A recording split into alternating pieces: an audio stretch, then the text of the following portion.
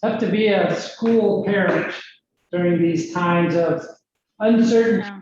changing situations. Yeah. So, Yeah, trying to make the right choices. yeah. Mhm.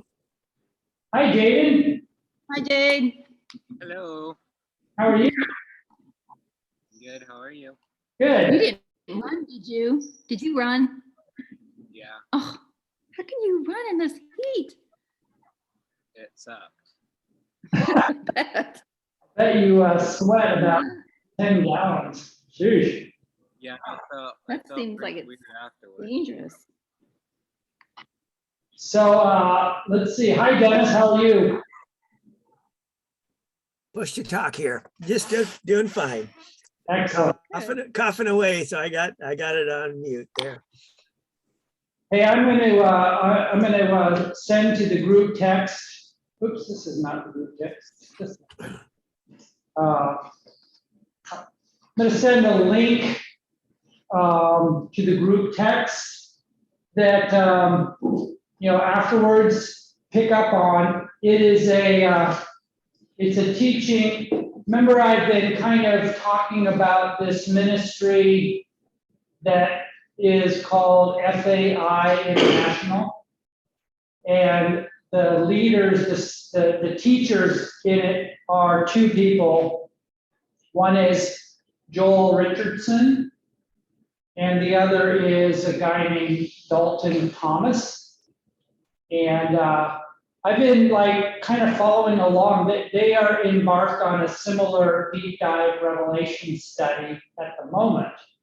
And they're honestly, only a little bit ahead of us. They've been at about our same pace, and they have about 30 sessions under their belt, and they're coming up to chapter 10, I think. Anyway, I ran into them, and also Joel's ministry, which is called Joel's Trumpet. Because I'm really interested in the real Mount Sinai, because I hope to go on an adventure there sometime next year. And so I've been listening to his teaching on the real Mount Sinai, which I find compelling. And so that's led me to discover more of their work. And I think it's pretty good. So the link that I sent you is a teaching on the very section of Daniel chapter 9 that we're in right now. It's part of a total Daniel study, but I commend it to you just to try this particular teaching out and see what you think. I think you'll see a lot of similarities between what you hear from me and what you'll hear from Joel and Dalton. Of course, they're professionals and they're doing this full time. So their presentation is more in depth and better articulated and better research. So I don't know, Joey, you listened to the one that I just sent out. Why don't you comment on what you think? Yeah, it was really good. They brought up stuff that I had never heard of. Just some insights into Mohammed and Islam, and it was just really interesting because it was talking about how, because Mohammed never kept agreements with people, they don't until it's to their benefit, they'll keep it until it's not advantageous to them. So that's why he has a lot of reasons why he believes the Antichrist is going to be Muslim. And so he's very, he has some good reasons for that. And also, I think the reason why they're ahead is they don't go down rabbit trails. I mean, they've got a script and they don't have, anybody asking questions and stuff. So that's why they're ahead. But it is, I agree, it's really good. And I've been kind of checking, to make sure what they're saying is correct and biblical. And it is. I mean, they have different views on, post-trib, pre-wrath, and is it pre-wrath or is it what was the other one? I didn't even know what the difference was, because it had something to do with the bowl judgment that's 5 months, or what was that? Do you remember, hon?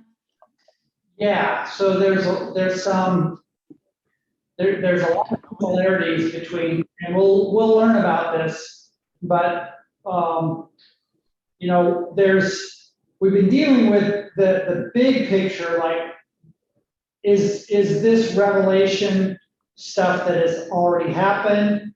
Is it stuff that is gonna happen? And when does Jesus return in the midst of this stuff?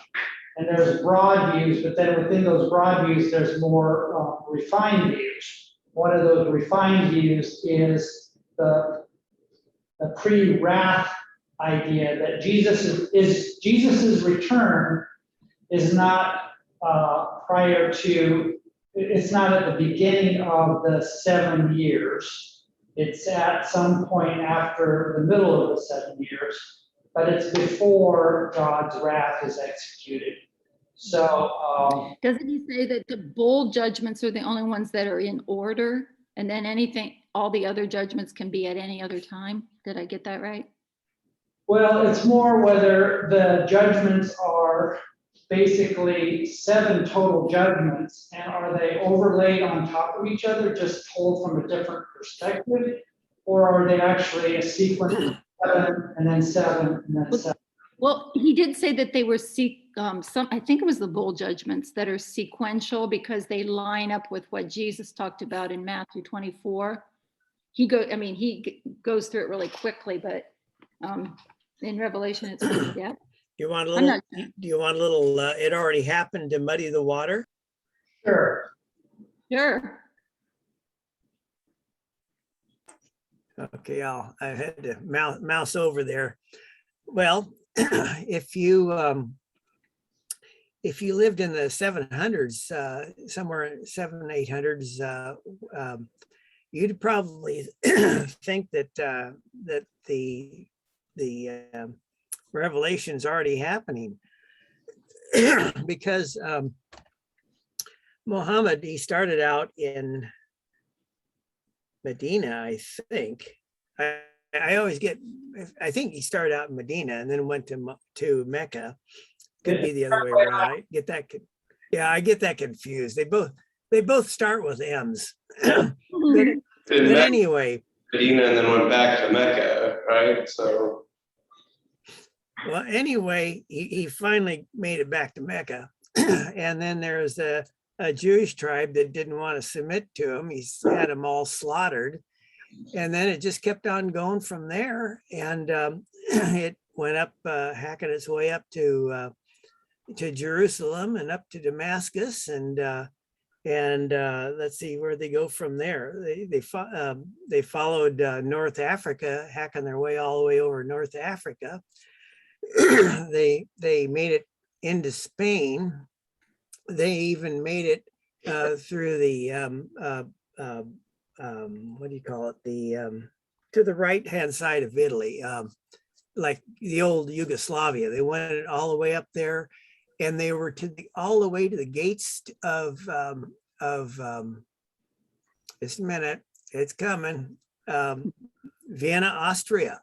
They made it all the way up there, and they weren't defeated until that point. And then they made it all the way over Iran, Iraq, all the way over to India, and actually beyond India. I think it might have been traders and stuff, that it may have been less violent from India over to Indonesia. But I think the guys over in Indonesia and the islands over there, they kind of preferred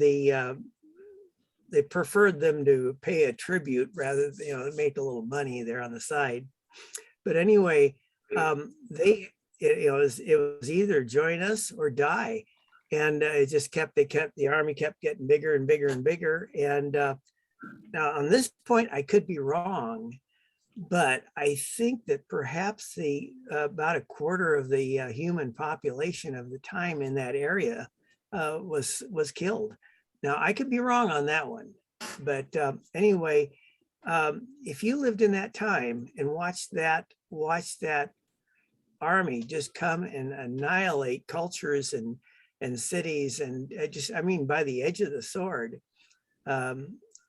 You'd think that you were living out in the middle of the book of Revelation. So that's what I got. Yeah, well, it's true, and I think, I think as history unfolds, what we see is that, there's these examples that are of increasing severity that like are playing out at least partial fulfillment of these prophecies. I mean, think of if you were a Jew just last century, during the I Holocaust. know, I was thinking of that with Hitler. Lots of examples. There's certainly lots of small a antichrists. Yeah.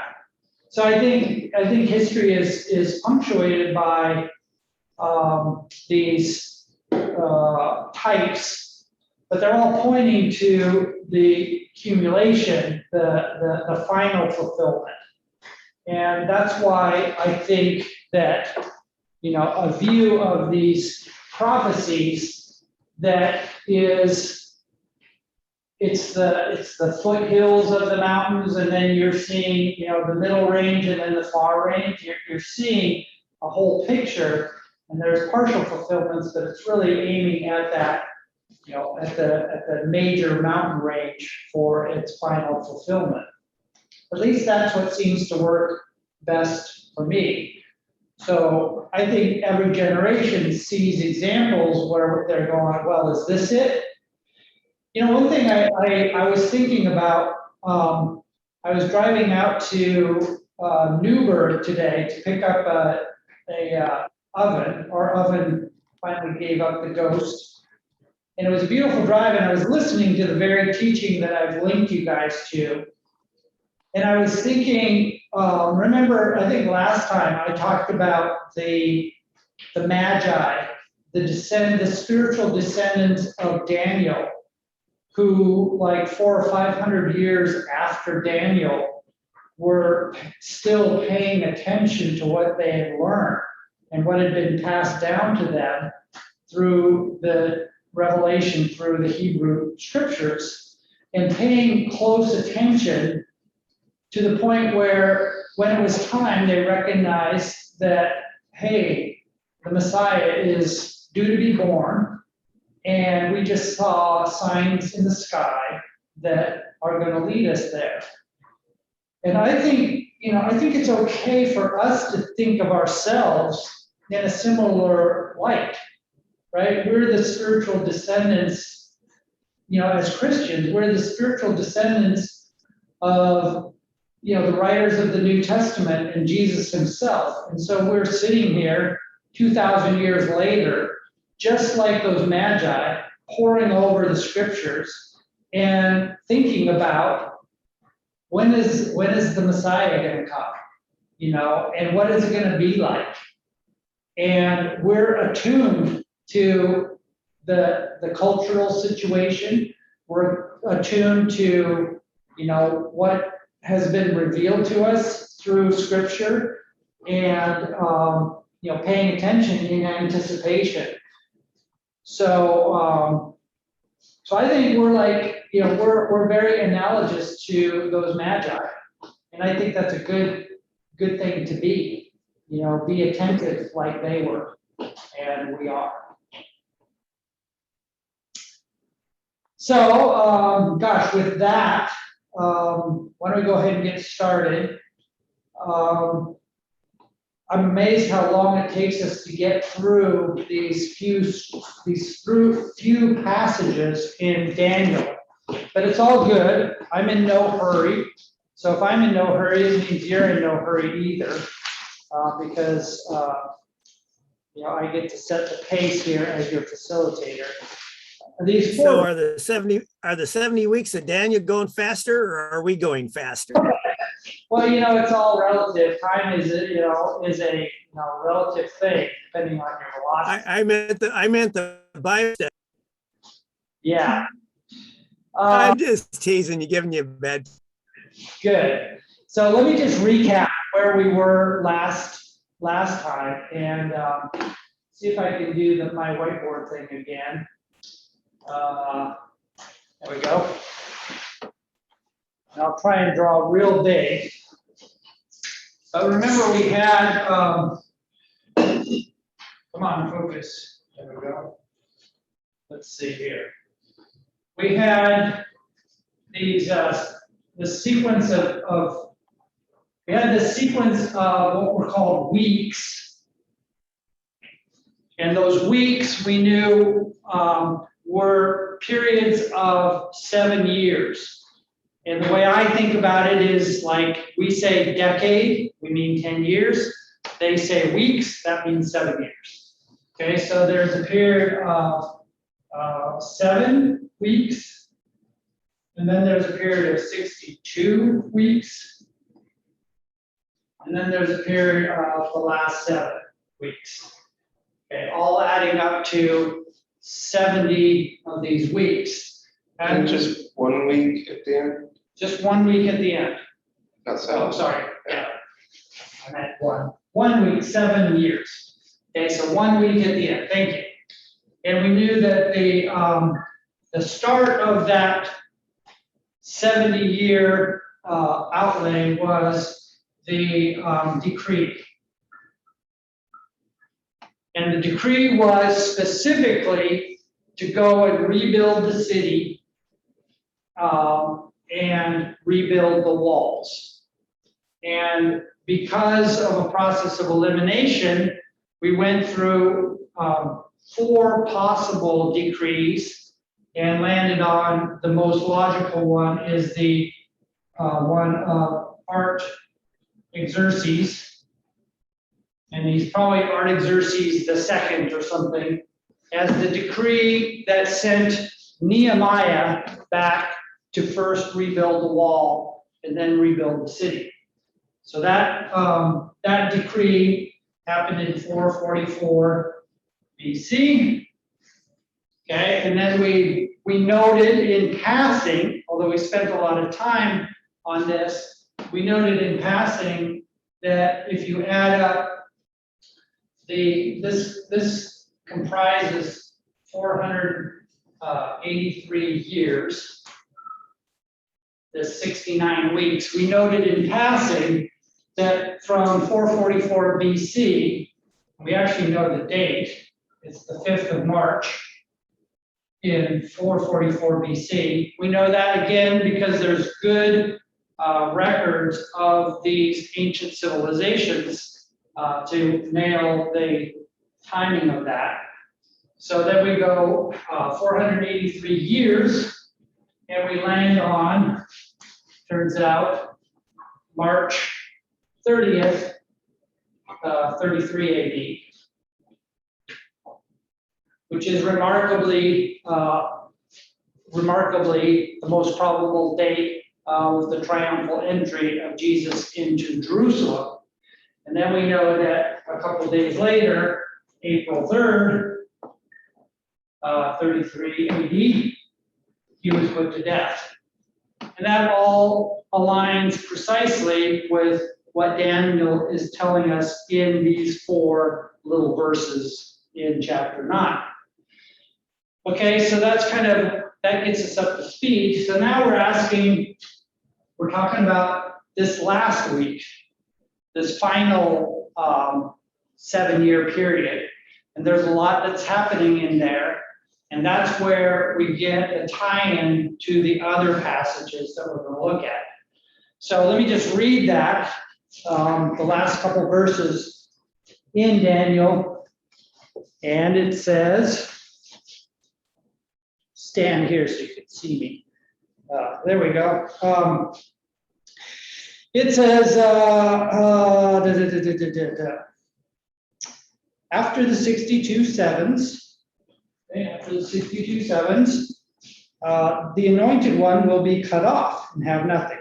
That's his crucifixion. So he comes in triumphantly. A couple days later, he is cut off. He is crucified. He is executed and has nothing. Then it says, the people of the ruler who will come will destroy the city and the sanctuary. So this is a different ruler. And I won't elaborate, but this is the Antichrist. He comes and he destroys the city and the sanctuary.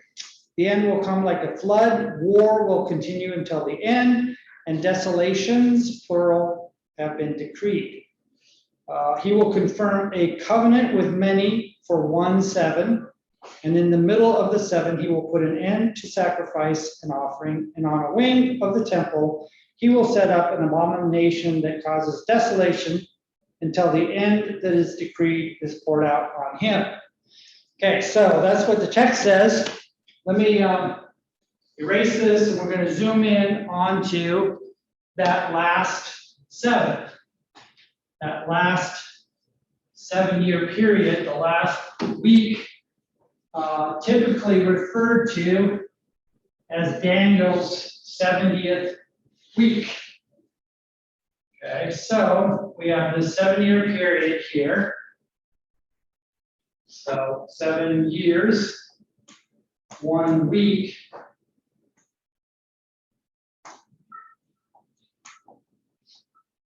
And just incidentally, I'm going to note that what's half of that? It's going to be 3.5 years. You'll see why the half of it is important. 3.5 years to a Jew, a year is 360 days. Okay, so if you take 360 days times 3.5 years, you get 1,260. How many do you get? 1,260, 1,280. Yeah, it's 1260. 1,260 days. Okay, so there's 1,260 days. Incidentally, that's also, if you divide that by, it's 42 months. Okay. It's also referred to as time times and half a time. I'm just saying this because this is a little bit of a preview. We're going to run into these descriptions of time as we go through the book of Revelation. So when you hear like 3.5 years, 1,260 days, 42 months, time, times, and half a time, a week, 7 years, halfway, it's referring to this period of time. The time, times, and half a time comes from basically there's 1 year, and then there's 2 years, and then there's a half a year. Now, I asked Scripture, why use such weird language to describe these time periods? And I don't know. Sounds really cool. Sounds really cool. I don't know. Mysterious.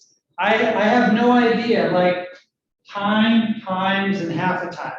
Why would Daniel choose that kind of wording to describe this period of time of 100 or 1,260 days? I really don't know. Well, how sure are we that it's literally 3.5 years?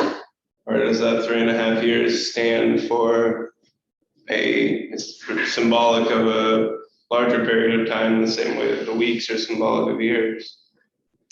Well, I think that when you put it all together, it coheres. So it's kind of like we know it from the bigger context, the only way it all fits when we have definitive statements about this many days. We have definitive statements about this many months. We have definitive statements about this many years.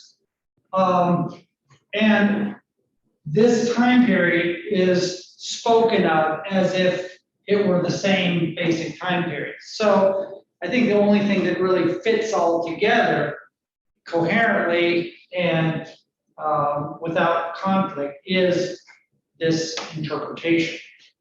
Okay. All right. So enough about the basic different ways that time is reckoned, is accounted for in this apocalyptic literature. Okay, so now let's look at what Daniel says happens in this last week. Maybe before we do that, there is a question. Let me go back to the longer time frame where we have the, let's say, the first 69 weeks, and then we have the last week, the 1 week. And the 69 is divided up into 7 and 62, and then the last one is 1. So a really good question could be, so is this just a continuous sequence of years ticking by where we get to this point and it's punctuated by the, I would say, the triumphal entry is one thing, and then the cutting off is the other at the end of this. So why do we think, or how do we think about this last week? Does it just pick up where the 69th week left off and just keep going?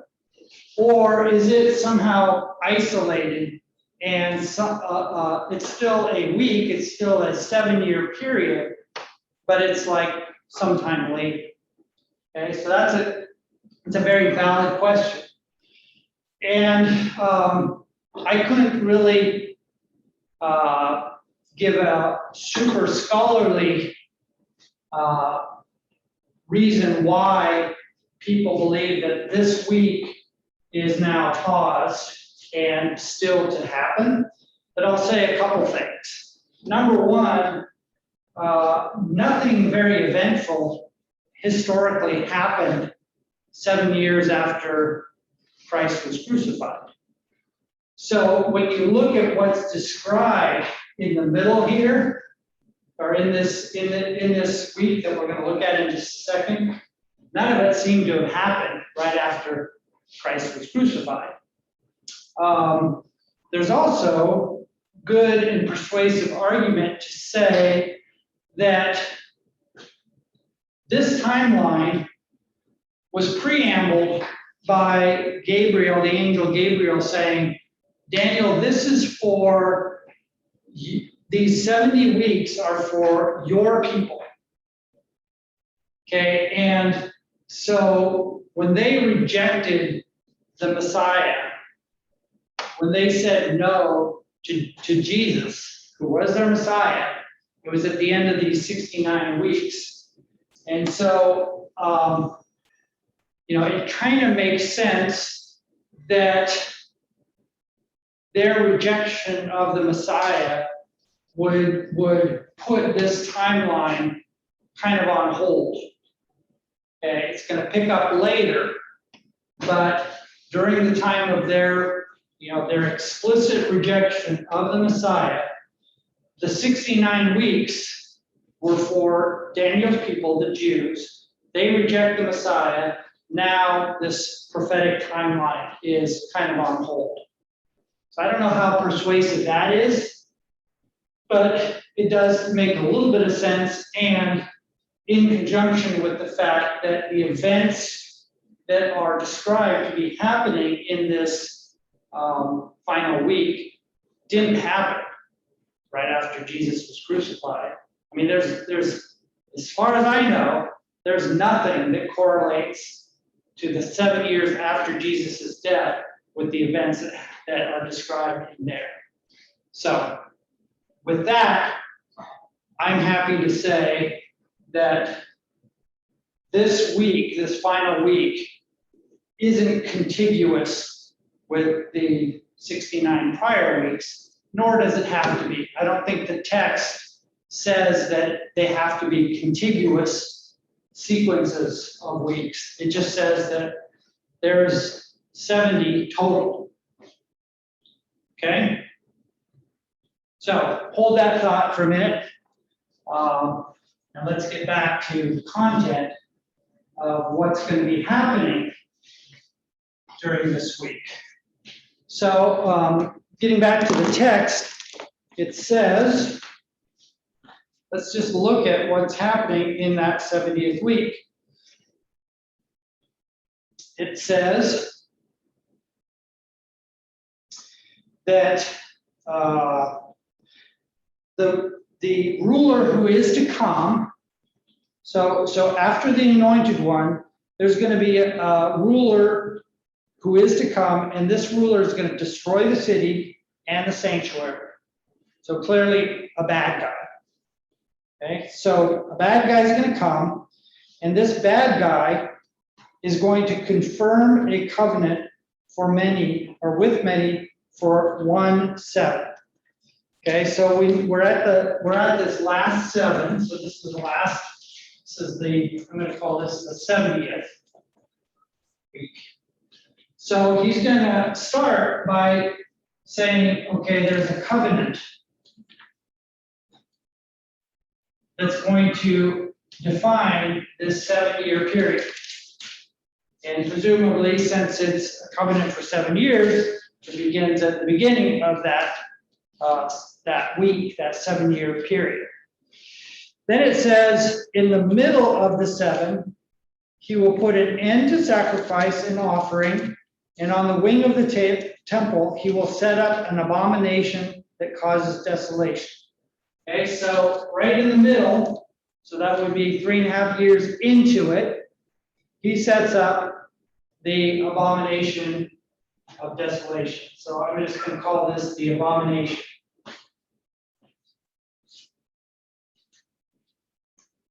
Okay, right there. And then it says on the end, or he will set up an abomination that causes desolation until the end that is decreed is poured out on him. So at some point after he sets up this abomination, we don't know when, although we'll find out later, at some point he comes to the end that is decreed to him. So some point along the way, he dies.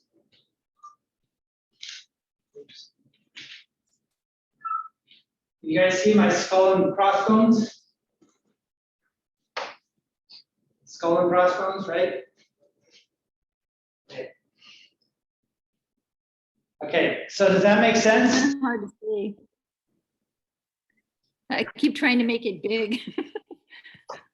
There you go. That's better. That is a Yeah. serious skull, and that's a total abomination. Okay. All right, so now let's talk a little bit about this covenant. There's various theories on what this covenant could be. Notice that it doesn't say necessarily that he starts a covenant. He says that he confirms a covenant. Okay, so it's almost like there's something pre-existing, and he comes in and says, yeah, this covenant is right. Let's do it. And you know what? It doesn't say the Jews either. It just says with many. I've always thought it was, this was the covenant he made with the Jews and they built their temple and all that. But it really doesn't say that. It doesn't say that. So it's left to us to speculate and infer. And we always have to be a little cautious about speculating and inferring. But there's a couple things that we do know. We know that during this covenant time, at least,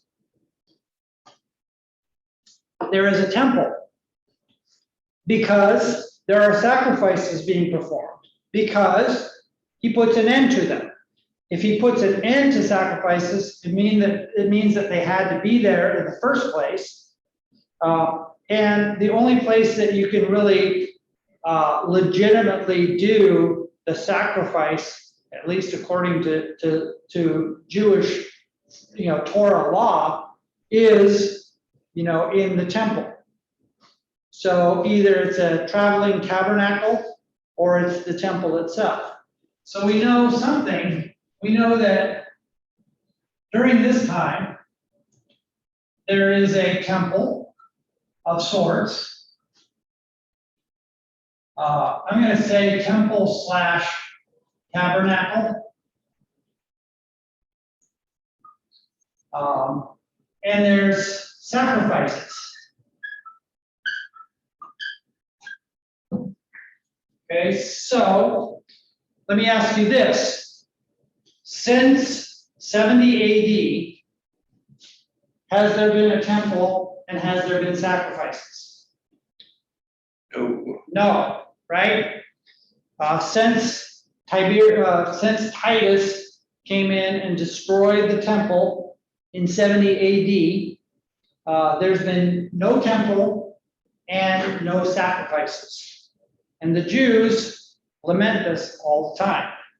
So they really don't have, aside from celebrating the Passover, which they do, they don't really have a way to atone for their sins. They can't perform the Torah law the way they've been instructed to. And that grieves the faithful Jew. Now, as Christians, we know that Christ is our once for all sacrifice, so we don't have to continue to make sacrifices. Not so for the Jews. Okay, so the conditions here are that there is a temple where there wasn't one. There is sacrifices where there weren't any. We also know that after 3.5 years into this covenant, this ruler of the people, the ruler of the people who will come, does this abomination that causes desolation. And then after that, he is taken care of. I'm going to say we don't know exactly what that is from this text, but he comes to his end that is decreed to him. All right. So with that kind of background, we're going to speculate a little bit, but then we're going to see how that speculation starts to make more and more sense as we look at other passages of Scripture. So the speculation is this, that this covenant is something that recognizes the covenant that God made with Israel. It recognizes that they have a right to have a temple, to have a tabernacle, and they have a right to do their religious sacrifices according to Torah. And we're going to read later that at least in the beginning of this 70th week, there's kind of an attitude of like peace and safety. People initially are feeling kind of secure. The ruler who is to come, and I'm leaning forward a little bit, so bear with me. The ruler who is to come initially seems like a good guy. Okay, he comes, the very first horseman in Revelation chapter 6 is coming on a white horse. Okay, and he is portrayed as being a deceiver. Okay, he's coming as an angel He's coming as an angel of light, but he's really a deceiver. We'll see that in a bit. So that deception seems likely to be that he facilitates affirming the Jewish right to their temple and to sacrifices. That's going to bring an illusion of a temporary peace. And that's going to last for 3.5 years, after which he is going to reveal himself to be who he truly is and put an end to all that. Okay, so that's the preview. And we're going to justify that speculation with more stuff as we go along. But just kind of hold that as a working theory. Now, let me say a few things about the current state of affairs in Israel with regards to this possibility, okay?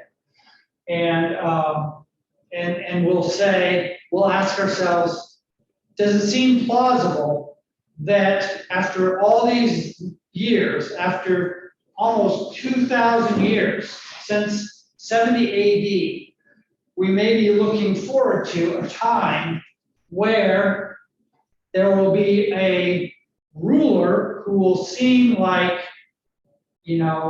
a great peacemaker. He will seem like somebody who's going to solve the world's problems. He's going to bring peace between the Jews and the rest of the world. He's going to construct a covenant that's supposed to last for 7 years that is going to allow temple sacrificial worship. Okay? So that's the scenario that we're envisioning. So I'm going to hop on my computer and I'm going to screen share some stuff. And I'm not going to dive too deep into justifying this. I'm going to just put it on the table for you to think about. Hang on a sec. Switch cameras here. Crank the AC up in here. And I can crank the AC up because we are roasting. And toes up. Oh, well, it's only 85.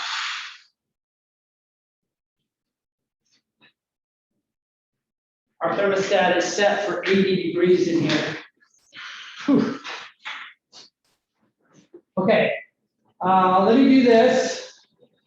I love Google Maps. I'm going to share my screen.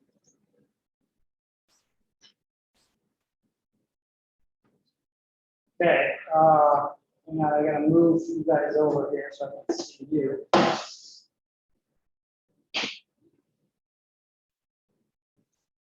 All right, give me a thumbs up if you can see a map. Okay, you can see a map, great. Yeah, thanks, Toby. He's giving me the good thumbs up. He can see the map. All right, so we're, here we are. There we are.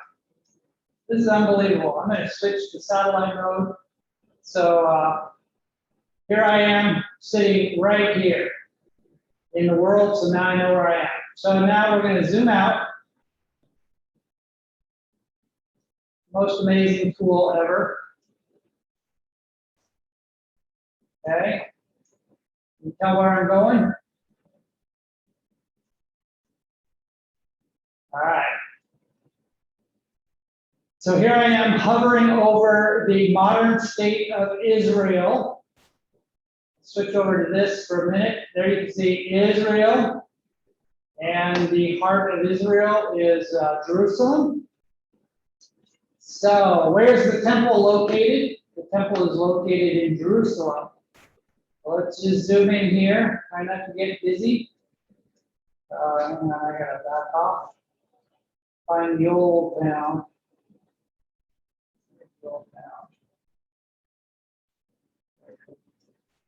The old city. All right, here we go. So I'm going to let this kind of settle for you. So we're now looking at what would have been Jerusalem from John, the author of the book of Revelation. Okay, so this would be his perspective. Just for reference, right down here, it's called the City of David. It's undergoing some amazing archaeological work right now, and it's most likely where David's palace was. Very cool activity going there. Here, you'll probably be familiar with this if I zoom in a little bit. They haven't updated Google Maps to give us the true three-dimensional look, but who recognizes this thing? Okay, it's the Dome of the Rock. It is one of the holy sites in Islam. This, along with the I'm still fairly sure that they only made it a holy site to piss off the Jews. Oh, I'm sure. Okay, here's the Al-Aqsa Mosque, one of the other major places, but essentially the Muslims have, taken over the Temple Mount, which is where the Jewish temple used to be located. Okay, 70 AD, it was wiped out. In the 700s, Islam took hold, as Dennis talked about, and conquered the majority of the world. And in the process, the story with Jerusalem is that that Muhammad was taken at night, taken up to heaven, shown Jerusalem, and taken back down, landed in Jerusalem, and then taken back to Mecca, where he was, something like that, making this a very holy site for Islam. Now, Toby mentioned that probably they did that just to trample over the temple grounds, over God's city, in an act of defiance, and I think that's true. It says somewhere that the holy place is turned over to the Gentiles for a time, where they will trample over the temple of God. I think we're living in that time right now. By the way, this Dome of the Rock is not a mosque, it's a shrine, and it covers supposedly the very rock that, according to Islam, not Isaac, but Ishmael was sacrificed. Okay, so Islam says that it wasn't Isaac, it was Ishmael. And there is a rock there, so if you go there and look inside, you'll see a rock, and that's really what's... I understood that rock to be the rock that Muhammad stood on when he ascended into heaven. Which is The also, vision, is it which is both of also them where as well? supposedly Abraham sacrificed. Now, you get into the details, this is just a big area, was it precisely this spot? Who knows? But let me zero in on a intriguing possibility. If you ever visit here, this entire, where my mouse is tracing, maybe I can get a bigger mouse, hang on a sec.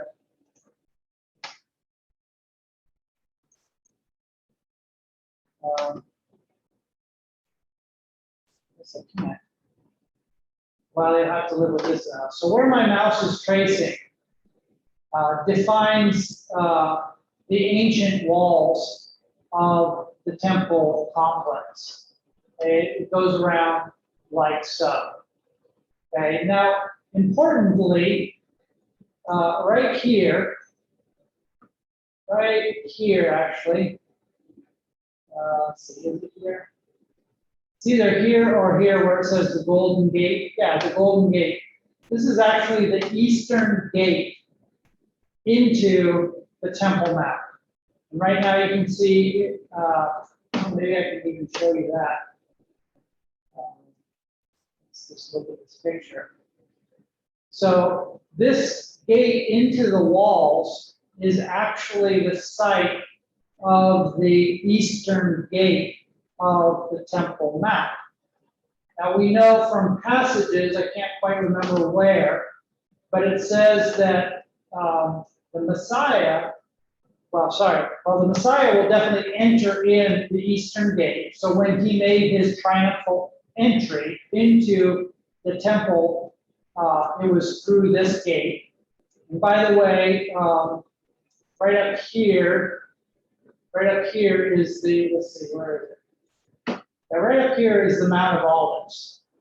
Okay, so the disciples would hang out up here on the other side of this valley, and then they would come on down and then come through the eastern gate into the temple. That's how Jesus rode in on the donkey. In the bottom right there, it says Mount of Olives. Mount of Olives, yes, Okay. over here. Okay, thank you. So, yeah, this whole area, basically where this freeway is, this highway, that's a valley. And I'm sorry that they don't have the 3D, well, let's see, maybe they do. Yeah, there we go. Okay, you might be able to see a little bit of contour there, where there's a valley. So up here is the Mount of Olives, and you walk down this valley and then walk back up into the temple. Okay? So that gives you the lay of the land. You really should go here. I mean, if you have the ability in your lifetime to go to Israel, go. It's like amazing. It just brings all that you learn in Scripture like to life. All right, so let me get back to the point at hand. The point at hand is here is where the Eastern Gate was. It's known both as the Eastern Gate and the Golden Gate. I refer to it as the Eastern Gate. But we know from Scripture that the Eastern Gate is lined up with the entrance of the temple. So if you zoom in a little bit here, what's interesting is here's the Dome of the Rock. Here's the Eastern Gate. And look, it doesn't quite line up. So the point is that there is a fairly large area right here, okay, on the Temple Mount, which is most likely the location of the original temple, both Solomon's temple, the one after that then Herod, the great builder, just really refurbished. So it was most likely located right here where there's bare spots. So thankfully, maybe providentially, there is a spot right here on the temple location where the Jews could very easily either put up a temporary tabernacle like they did when they were wandering the wilderness during the Exodus, which would qualify as a temple in which they could perform the sacrifices, or they could actually build a real temple right here. And it turns out that there's Jewish organizations that have plans all ready to go, just waiting the time when they might be allowed to go back up here and perform their religious Torah sacrifices. It's all ready to go. I can't imagine that happening without them fighting a war over it. Yeah, Sharia. I think someday. I'm sorry about my ignorance. I don't know anything really about the political situation over there, except that there's conflict between Jews and Palestinians. But what's currently disallowing them from doing that? Like if they have the plans and everything, why can't they? Is it because of that conflict? That's a great question. And it opens up the opportunity to study a little bit of the history of the modern state of Israel. which is really fascinating, and get yourself into Israeli-Palestinian relations, but I'll cut to the chase. So a whirlwind history of the modern state of Israel is that after World War II and the Holocaust, the Jews said, never again will we let this happen. Okay, so they have a national resolve that they're never going to be screwed over again, like they were in the Holocaust. And they rightfully demanded a return to their historic homeland and the creation of a nation that where they could be safe. Okay.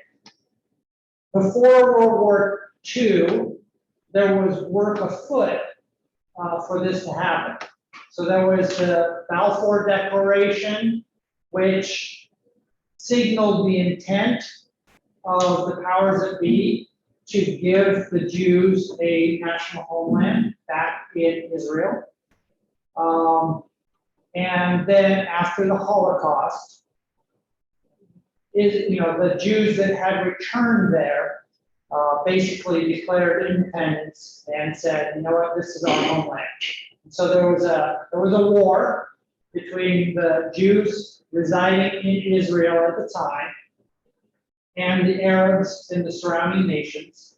The Jews won very decisively, and so they acquired and declared themselves independent. That was the birth of the modern state of Israel. Subsequent to that, there was a series of attempts by the surrounding Arab nations to reverse that. There was one, so they declared independence in 1948, and then there was a war in like 1954, and then there was a major war in 1967. Okay. In 1967, it was what's called the 7-Day War, or 6-Day War, and basically the nation of Israel was surrounded on all sides by Egypt, Jordan, Syria, Iraq, Lebanon. All of those nations were poised to put an end to the Israeli state. Okay, so here's little Israel. They're surrounded by Egypt, Jordan, Syria, Lebanon, and over here, Iraq. And for that matter, Saudi Arabia. So the Israelis launched a preemptive strike in 1967, and basically were able to obliterate the entire armies of all those surrounding nations. I mean, it's like a miracle, totally a miracle. So as a result, I should say prior to that, Jordan over here on the east side of Israel, Jordan extended into the area that's now called the West Bank, which included Jerusalem. So prior to 1967, the Israeli state didn't include Jerusalem and didn't include what's now the West Bank. During the 67 war, the Israelis won, like by a landslide, miraculously, and they gained control over Jerusalem, but also over the West Bank. And in Jerusalem, basically, it's complicated, but to avoid prolonged, taking this 6-day war and prolonging it, they basically said, even though they had conquered the Temple Mount, they said, we're going to allow the Muslims to control this area of Jerusalem. Okay, so they handed it back over basically to keep the peace, because I think they were thinking, you know what, if we really do take control over this third most holy site in Islam, we're going to have all of Islam breathing down our throats. And it's not going to be just Egypt and Saudi Arabia, it's going to be Iran, Iraq, it's going to be Indonesia, and it's going to prolong the situation. So they kind of made it a gesture. It's like, okay, well, we were able to recapture Jerusalem, but we'll give you back control over the Temple Mount. Okay? The state of affairs of the West Bank have been a cup of trembling ever since. All right, so it's a total mess. And so they are, the Jews have military control over the West Bank, which they will never give up. It's too important for their national security to have control over the West Bank. If they give back the West Bank, it just makes them totally vulnerable. And you can see this. This kind of doesn't make as much sense to us here in the West, but I don't know if you can see this dotted line, but this dotted line here is the outline of the West Bank, which is where the majority of Palestinians currently live. There's also this strip over here called the Gaza Strip. That's a nightmare as well. But here's the deal. If you look at this geographically, the distance between this line here of the West Bank and the sea is like 10 miles. I mean, it's nothing. So the Israelis need to have military control over the West Bank, because if they give this over to the Palestinians, the entire nation of Israel is indefensible. Because all you got to do is cut off right here, and you've basically cut the country in two. Haifa up here is like second largest city. Tel Aviv is the largest city. You've got Jerusalem here, like stuck like right up against the border. So the Israelis will never give up military control of the West Bank.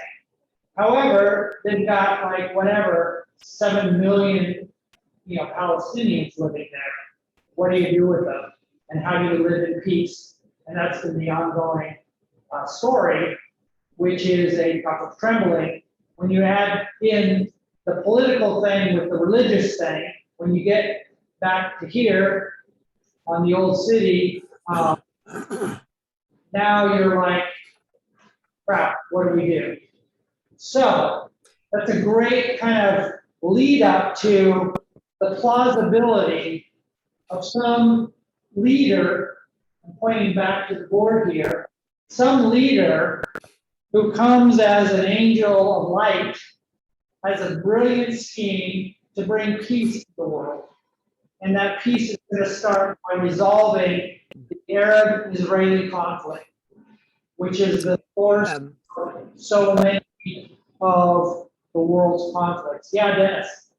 I was going to say that Israel, to get perspective, is about the size of the Willamette Valley. If you go up into Washington a little bit, it's about as wide as the, including the West Bank or the East Bank.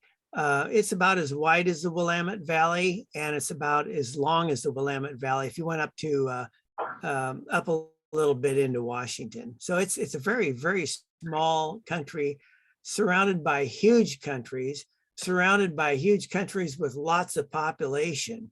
And so, it's just, it's like you said, it's indefensible if they gave the. Yeah, it's true. And, there's been, like I say, a series of wars. Every one of them, miraculously, Israel has prevailed. So, for example, after the 1967 war, There was another war that was, yeah, this is good. We're totally down a rabbit trail, but this is all very relevant. There was another war. It was called the Yom Kippur War. Now, Yom Kippur is one of the holiest dates in the annual, celebrations of Israel. Yom Kippur is the Day of Atonement, and it happens like late September, early October. And during the Day of Atonement, everybody goes to their hometown and celebrates. So on the Day of Atonement in 1967, October, all of these nations, these Arab nations surrounding Israel, attacked Israel. Okay? And they were caught with their pants down. So I unlike, think you said 67. I think you meant 82. I meant 73, actually. Oh, yeah, 73. Yeah, okay. Yes, just, hear what I mean, not what I said. So 1973, Yom Kippur in October, remember the day, particularly Egypt launched an all-out assault on Israel.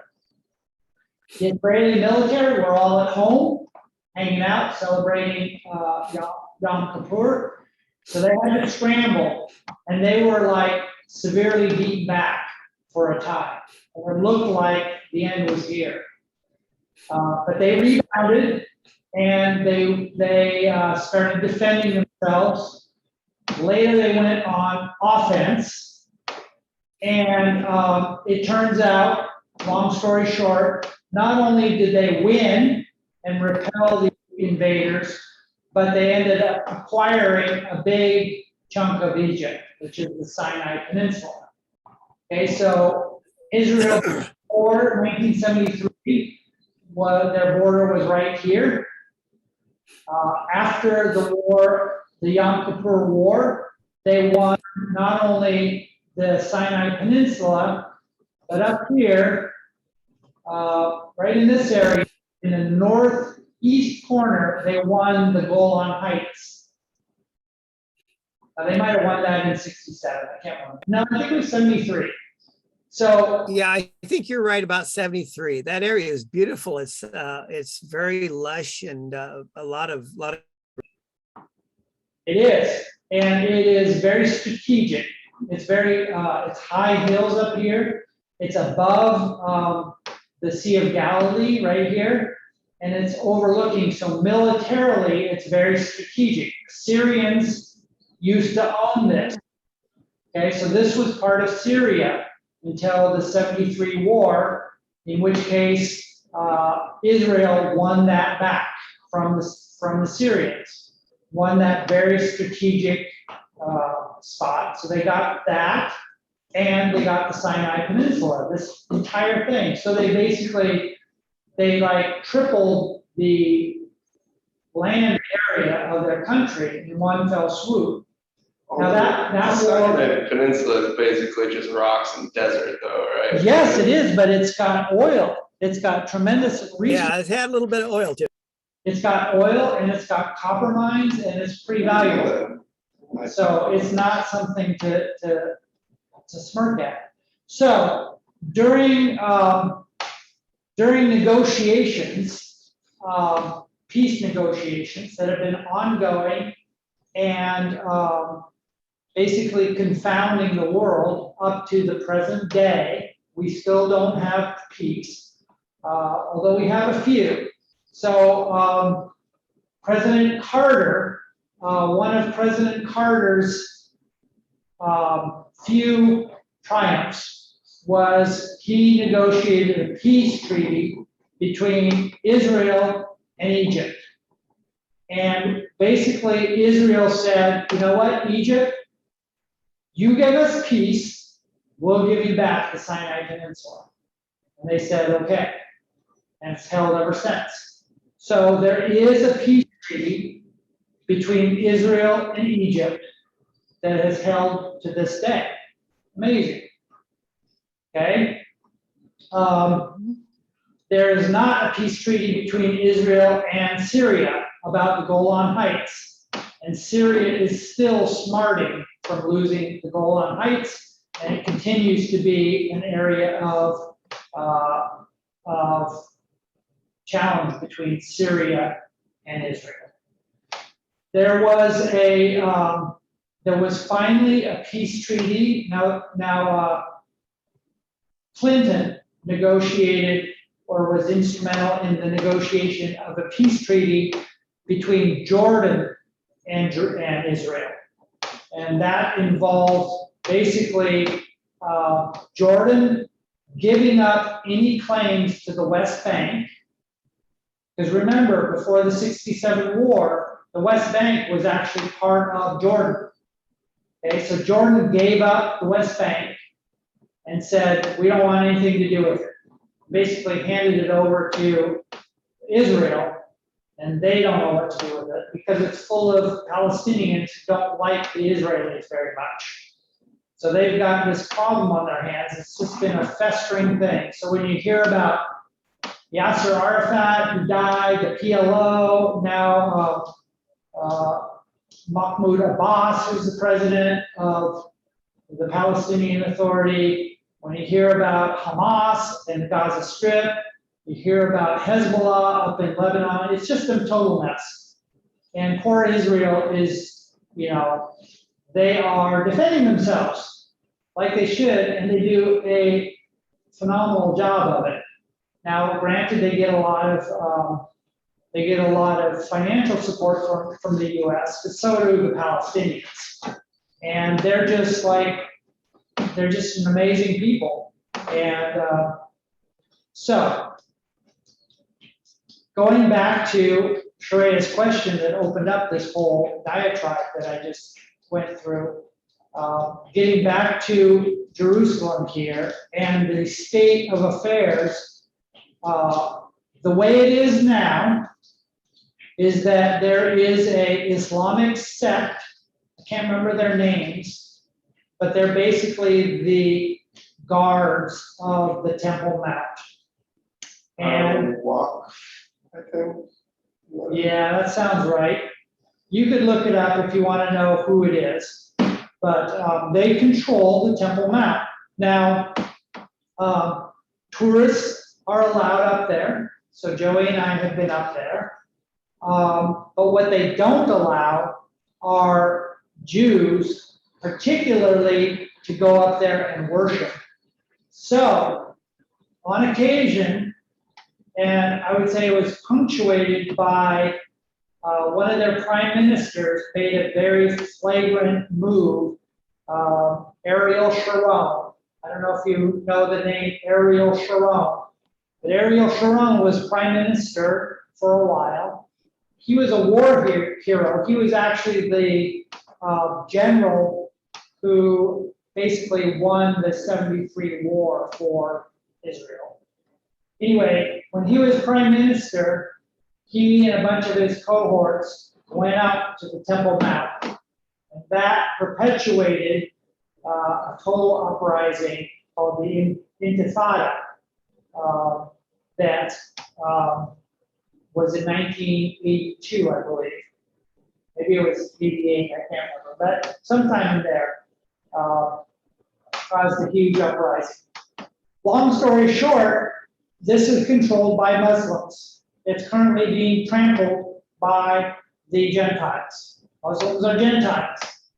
And that being said, though, there's a spot right here, right where the old temple was, right facing the eastern gate, where it'd be very easy to either put up a tent, the tent of meeting, like they did out in the wilderness, or build an actual temple.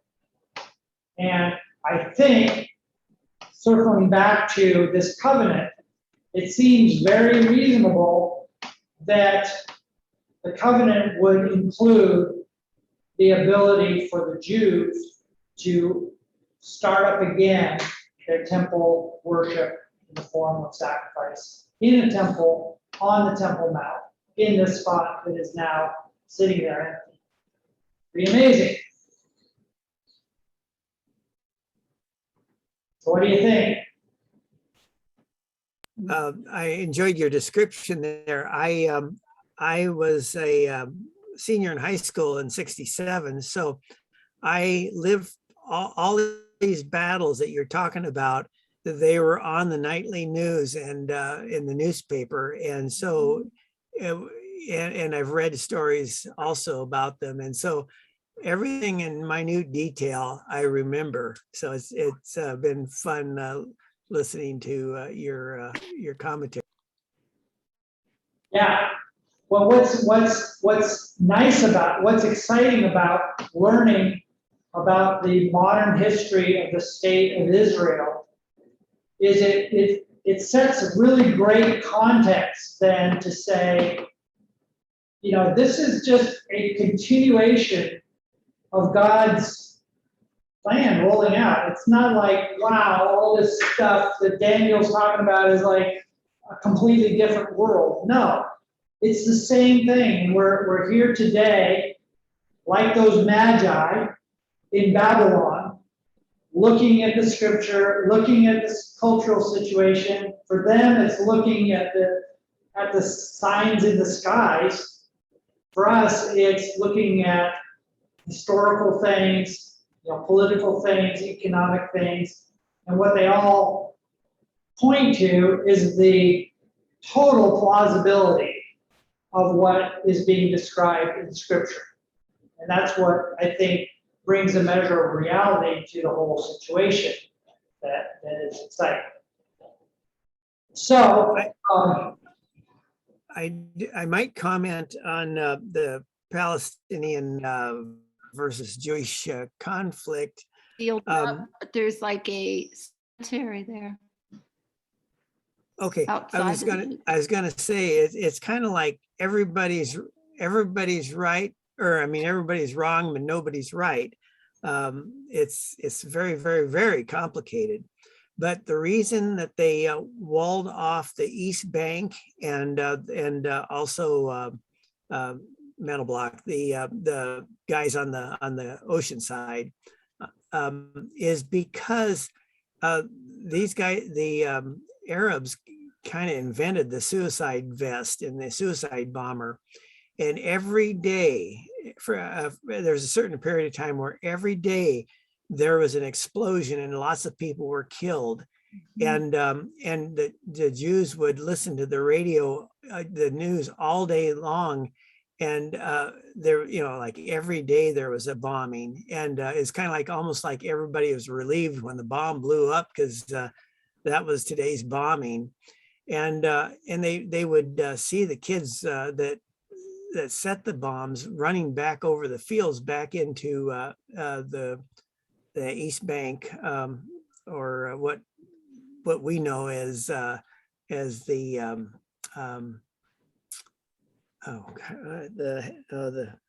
metal block, the half Jews, half Arabs, starts with S.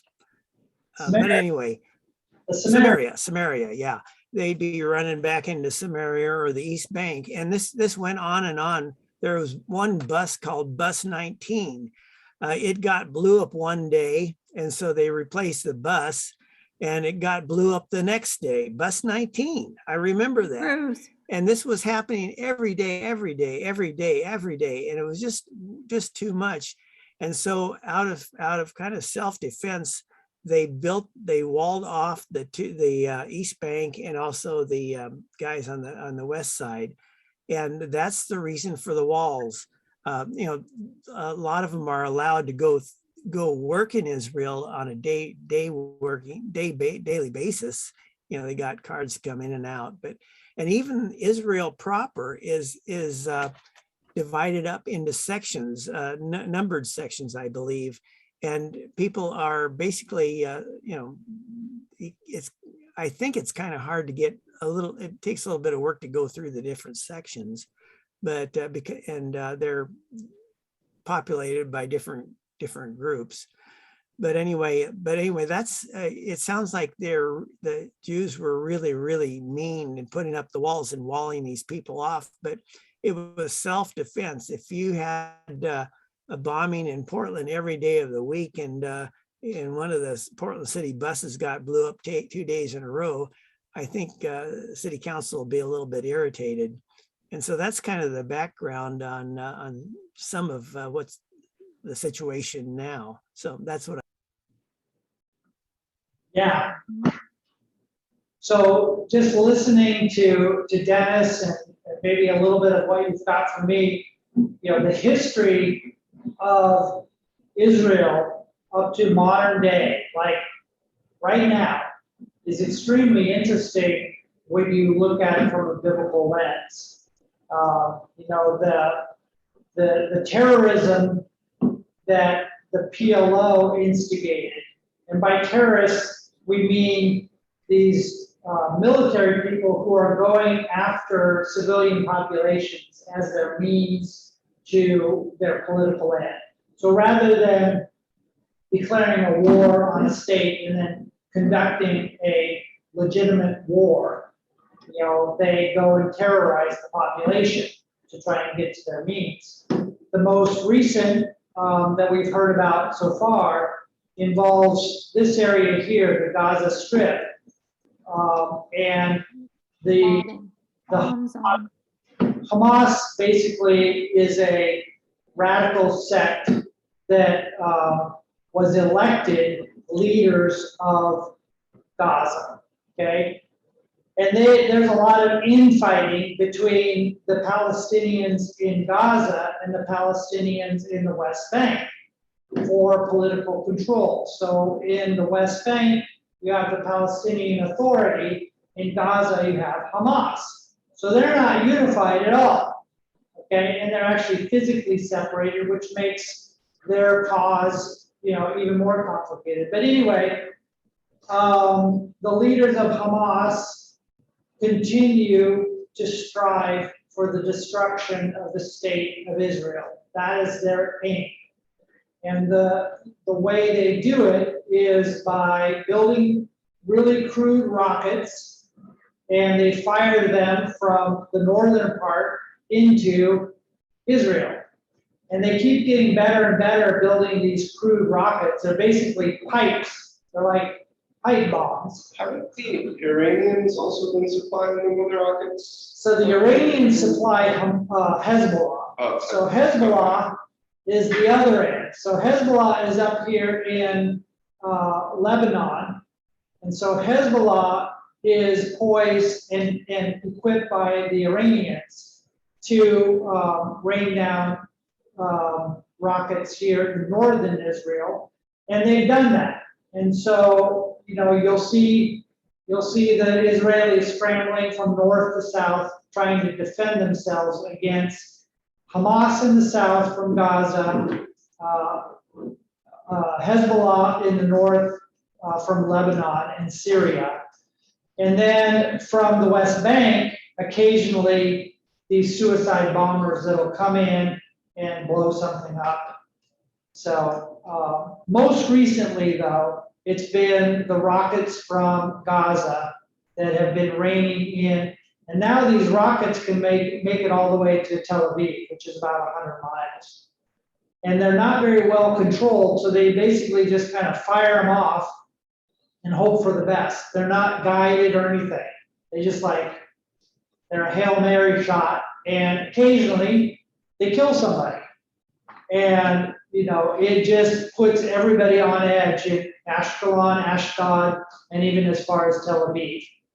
And so that's been the source of the latest conflict, which is why the Israelis built what they call the Iron Dome. It's basically a missile defense system. And you know what? It's about 90% effective. So have you seen any of the pictures of it in action? It's amazing. It is amazing. So basically, the Hamas will fire a rocket from here. It'll go up in the air, and then the Iron Dome system will track it and send another missile up and intercept it, blow it up in the sky. And so, yeah, you can go to YouTube and you can watch them in action. And Iron Dome is about 90% effective. So it intercepts about 90% of the rockets that they fire. But what Hamas does to counter that is just throw up as many as they can. So they they figure, well, 1 out of 10 will make it somewhere, and that's all they care about. Yeah, Iron Dome rockets are expensive. The stuff that they throw up from the Gaza are. It is, it's very expensive, so, where do they get the money to fund all that? It's very expensive, so it's kind of a disaster. By the way, just incidentally, just to give you an idea of the attitude of, at least the leaders like in Gaza, I'm gonna zero in here. This is just amazing, we can look at these satellite imageries, but right here is the border.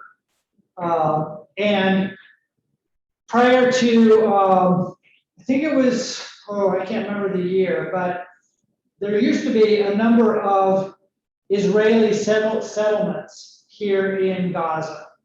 And they basically turned this entire area into amazing farmland. They had greenhouses all throughout northern Gaza that were very productive. And then for political reasons, Ariel Sharon decided to force the Jewish settlers out of Gaza. And some of them had to be dragged by force out of their settlements. After the Jews left, the Hamas leadership came in and basically bulldozed the entire place. So they just wrecked all of the greenhouses, all the productive farmland and everything. You can see now it looks like it's slowly come back. So this looks way better. But I remember looking at aerial photos of northern Gaza before and after. And it's like just total annihilation. It was beautiful farmland, and then they just bulldozed it.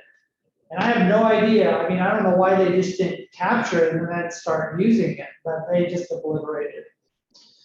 So, okay, well, it's 8:30, and now we've got a little bit of modern historical perspective on Israel.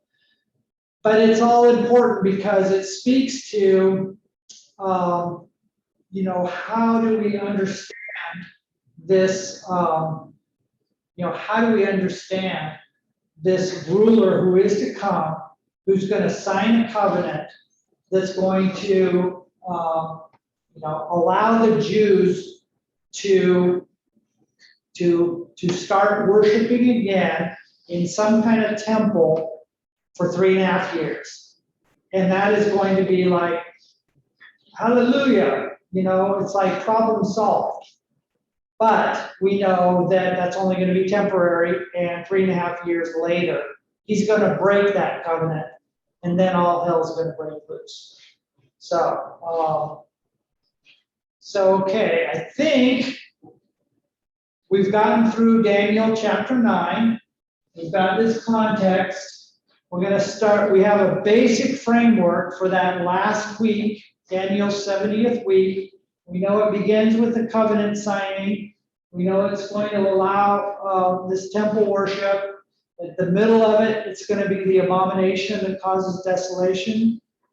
And then we're at this point, we're not quite sure what happens at the latter half, but we'll learn. But now we're ready to finally, I think, look at Revelation chapter 6 and Matthew chapter 4, or chapter 24.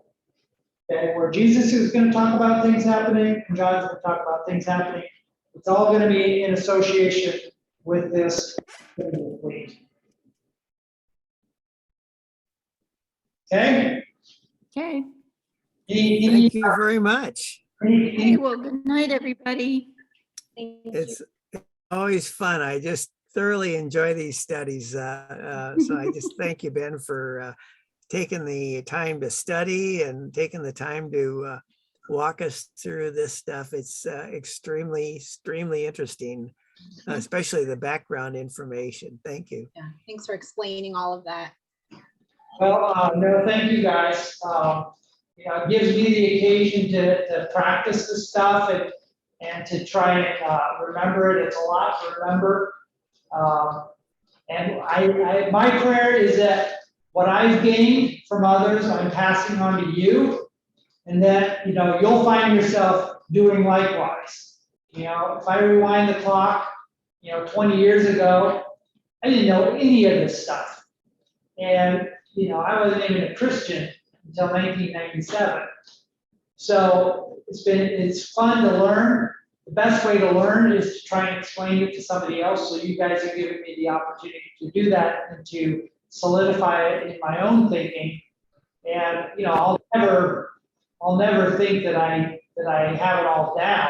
It's only that, you know, I'm building the foundation that just reveals more that there is to know, and I just keep layering on, and you guys are along there with me, so, yeah, it is fun. And I do recommend, check out that link that I shared. It's kind of long, it's about an hour and a half, I think.